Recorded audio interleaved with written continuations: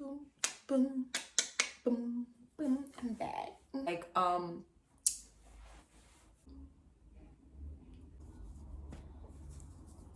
name is BYDALESMITH.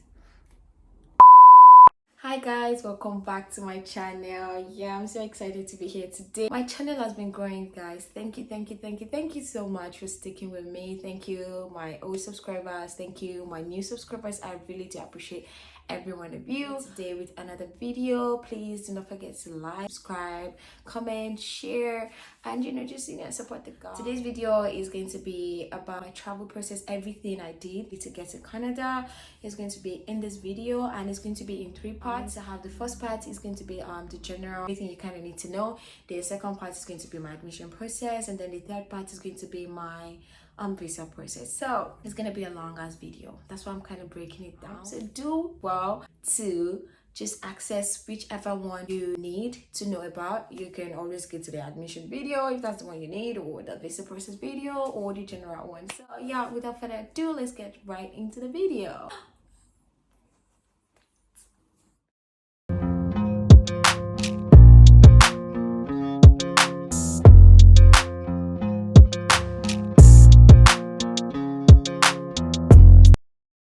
So first things first, you want to do your research. You're trying to leave Nigeria, you want to go into another country, whether you want to go for schooling or you just want to go for permanent residency, you have to do your research. You need to know where you're going to, you need to know why you're going there, you need to know the opportunities that matches with your skill set or your experience or anything whatsoever. So that was the first thing I did. I kind of was checking around. I checked a couple of countries, Germany, Canada, Australia too. Those are my top 3, and I actually checked everything I needed to know. Check the schools there, courses they have, the tuition fees. After that, I kind of sat down, thought about everything I need to do. What do I want to do? What course do I want to go for? What is going to actually pay me? Because you want to know all these things. You just don't want to pick any random course and pay a huge amount of money. At the end of the day, you cannot even use the course, or you're just you know what, this thing's not really paying me, I have to do another course or whatnot. Make sure that you do your research, you know what you're capable of, know your line, your experience and everything. Those things really matter. That's the first thing I did anyway. Second thing is, after doing your research, you kind of have to check the requirements. So this particular school, what do they need from you? How do you get in? Every school has their own requirements. You can't use the requirements for a school in the UK for the school in Canada or for a school in Australia. So you kind of have to check the website of the school to check, oh, what do they want from me? Do they need IELTS? Do they accept TOEFL? Do they want a kind of certification? You just have to check everything about any school you're going to. Yeah, that's about it for the second thing you have to do. So another thing that you want to also kind of think about when you are planning to leave the country for anything whatsoever, even if it's not school, if it's permanent residence, you want to think of how much do you have, because it's a lot of money. It's actually quite expensive. You want to know what you have, to know how much you can afford, balance it with the standard of living where you're going to. Everything that has to do with finances, you need to get your checks right. You need to know what you're doing. Okay, now I know the course I want to do, I know the country I want to go to, I have some money, I know the requirements for the school. Do you want to apply yourself or you want to use an agent? You need to ask yourself that question. For me, I actually tried a couple of times to apply myself. I did a couple of interviews here and there. Actually wrote to some supervisors. However, it was so tedious. It was a lot, trust me. Well, for the course I was applying into, I needed to get a supervisor to increase my chances of getting admitted into the school. Now, mailing the supervisors wasn't the problem. It's the responses, right? Some of them don't respond. Some of them respond and tell you, oh, I'm retiring this year, I'm not going to be taking student anymore. Some will be like, oh, I have a number of students, just write me back in the next semester. Some of them will tell you, what was your research? And at the end of the day, they will just come up with an excuse or whatnot. However, some people are actually quite lucky. They write to these people and they share ideas. They kind of like what they share and they just take them, and you're able to go ahead to apply. Your chances are higher now that you have a supervisor. So there's some schools like that. So you want to know if you want to go through all these processes yourself, because trust me, it's really tiring, exhausting, it takes time, and your hopes are just going to be there waiting for a response from a certain school. You don't know what to get, because I applied to these schools without supervisors. You know what, I'm just going to try my luck. However, I did not get the admission. I paid the application fee. This is for Canada. Everything I'm going to be saying in this video is basically for Canada. For Germany, when I did my application, I did not have to pay any application fee. However, there was some prerequisites that I needed to do. The certain fee, I can't really remember because this is 2 years ago.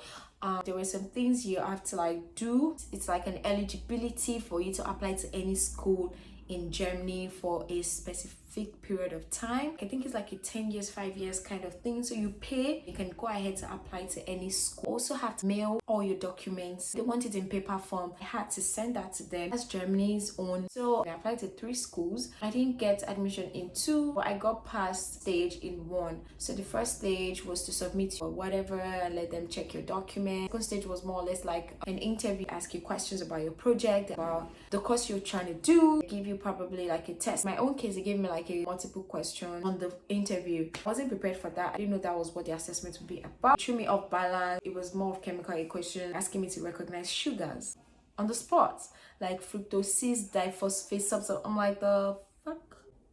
What?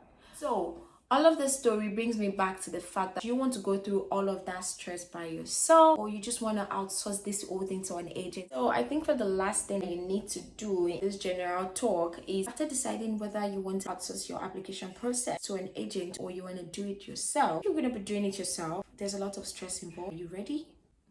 Do you have the energy? You're going to write statement of purpose, to sit down and think of what you want to write. They will ask you for recommendations. Are you ready to actually face all of these problems? Because you have to do it for every application, especially if you're not even taking the same courses in the same schools, or different schools require different things in your statement of purpose, because that's like the first ticket into the school. Statement of purpose is very important. It needs to be convincing. So all of that is a lot of work. Are you ready to do that? However, you don't want to be like me, strong head, doing it for 2 years by myself and struggling. I struggled, oh my god. You want to outsource it to an agent, you have to check your facts. You need to check whoever the agent is going to be. You don't want to go and invest so much money and an agent will just carry your money and go. And they'll be telling you jargons later. You need to also check, where is this agent from? What's their success rate? How good are they? Do they have a platform? If they have all these things, you want to talk to people that have used these agents. Like, how did you do it? Your experience? How did it go? You want to know virtually everything about sourcing for an agent. You don't want to see somebody online and like, you know what, I'm going to use this agent. No, you have to do your findings too. Because honestly, you just have to be very careful. It's very tricky. A lot of agents know that everybody wants to leave the country.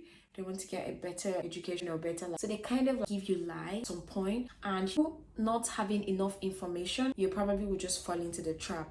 And that is why I emphasize making sure that you do your research. If any agent tells you that, oh, this is that is that, Google these things that this person has said. Ask people, talk to people. Traveling is a very tricky thing at the end of the day. Please, you can't keep your mouth shut, because there are some people that have done it before you and they know how these things work. Nobody's going to steal your glory. Your glory is your glory. So, auntie, uncle, go and ask questions from people that you know might have answers for you. Or go on Google and make sure you search correctly, because if you use Google incorrectly, use it from the back, it will give you answers from the back. So you want to make sure that you are putting the right things in Google, so that Google is going to give you the right thing. You also need to know, are you able to afford these agents? How do you pay them? Like I said, everything about schooling or PR has to do with money. You need a lot of money. So if you're going to be getting an agent, you want to know that I can afford these people. It's not like along the line I'm going to back out. I want to just have everything in place so that no agent is going to blame me for something that it was actually their fault. You get me? Give any agent any room to say, you should have paid at this time. You've given me money at this time. Because you didn't sign this, don't let anybody give you kind of headache. You're paying them for a service they need to deliver. So you want to have enough money to pay these agents, because I know that to an extent it's quite pricey. Mine was a bit pricey. It came out well, so I really do not care at this point. I think those are like the, I think that's like 5. Those are like the 5 major things that you kind of have to like to fall do before you now say, okay, to go ahead with this thing.